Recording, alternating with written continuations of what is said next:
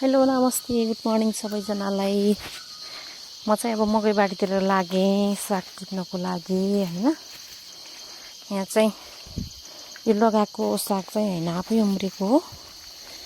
अनि यसलाई अब गोड्नुभन्दा पहिला टिपिसक्नुपर्छ। कोही चाहिँ गोडिसकेको पनि छ, तर चाहिँ गोडिसकेको भए पनि टिपेर खानुपर्छ भनेर म मकैबारीतिर लागेँ। यहाँ यो सागलाई हाम्रोमा माटे भन्छ, कसैले विकासी माटे पनि भन्छ, कसैले चाहिँ यसलाई ठुलो माटे पनि भन्छ। तर एकदमै मिठो हुन्छ खानलाई। हामी त खान्छौँ हैन, कसैले खानु पनि हुँदैन, हामी चाहिँ खान्छौँ है। यसरी बारीमा मजाले फलिरहेको उम्रिरहेको छ। मैले मजैसँग टिपेँ। यो अब बारी मकै गोड्ने भएको भएर मैले सबै यसरी टिपेँ। तर टिपेको भए पनि यो पछि फेरि पलाउँछ।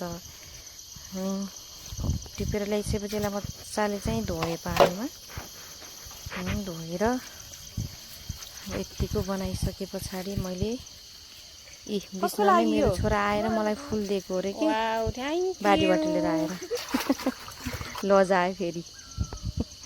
अहिले मलाई मजाले चाहिँ धोइसके पछाडि अब यसलाई मजासँग यो फलामको कराईमा पकाउँछु। पकाइसके पछाडि देखाउँछु तपाईँहरूलाई। मसिनो पारेर काटेँ। त्यसपछि पछाडि अब यसमा नुन र बेसार नहाली त मलाई चित्तै बुझ्दैन सागमा हैन।